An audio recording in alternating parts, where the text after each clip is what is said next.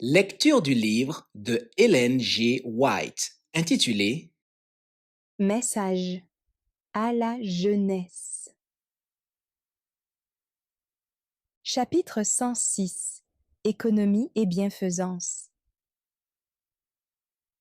Beaucoup méprisent l'économie en la confondant avec l'avarice et l'étroitesse. Mais l'économie est compatible avec la plus large libéralité. En fait, sans économie, il ne peut y avoir de véritable libéralité. Nous devons épargner afin de pouvoir donner. Nul ne peut pratiquer la véritable bienfaisance sans abnégation. Ce n'est qu'en vivant avec simplicité dans le renoncement et l'économie qu'il est possible d'accomplir l'œuvre dont nous sommes chargés comme représentants du Christ. Bannissons de nos cœurs l'orgueil et les aspirations mondaines. Que le désintéressement du Christ nous inspire dans tout ce que nous faisons et qu'on lise sur les murs de nos demeures. Fais entrer dans ta maison les malheureux sans asile.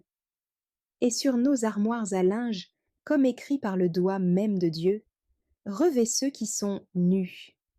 De même que sur nos tables, chargées d'une nourriture abondante. Partage ton pain avec celui qui a faim. Occasion de se rendre utile. Les occasions de nous rendre utiles sont nombreuses. Nous déplorons souvent l'insuffisance de nos ressources, alors que nous pourrions les multiplier 1000 fois si nous étions des chrétiens zélés. Notre égoïsme, notre complaisance envers nous-mêmes font obstacle à notre utilité. Que d'argent dépensé pour des choses dont on se fait des idoles et qui absorbent, avec nos pensées, du temps et des forces qui pourraient être mieux employés. Que d'argent gaspillé en achats de maisons et de meubles coûteux, en plaisirs égoïstes, en aliments recherchés et malsains, en satisfactions dangereuses. Que de prodigalité sous forme de cadeaux qui ne font de bien à personne. De soi-disant chrétiens dépensent bien plus pour ce qui est inutile, souvent même nuisible, que pour arracher les âmes aux tentateurs. Il en est qui dépensent tellement pour se vêtir qu'ils ne leur testent plus rien pour subvenir aux besoins des nécessiteux. Il leur faut des atours et des vêtements coûteux, et ils ne se souviennent nullement des besoins de ceux qui ne peuvent qu'à grand-peine se procurer les habits les plus modestes. Ramassez les morceaux. Mes sœurs, si vous vous conformiez, dans la manière de vous vêtir, aux règles établies par la Bible, vous auriez en abondance de quoi venir en aide à vos sœurs moins favorisées. Vous pourriez leur donner non seulement de votre argent, mais aussi de votre temps, ce qui souvent leur serait plus utile. Vous auriez l'occasion de leur faire beaucoup de bien par vos conseils, votre tact, votre savoir-faire, et de leur montrer comment s'habiller simplement mais avec goût. Il en est qui n'osent se rendre à la maison de Dieu parce que leurs vêtements usés et rapiécés formeraient un contraste trop frappant avec celui des autres. D'autres sont sensibles et éprouvent de ce fait un sentiment d'humiliation et d'injustice.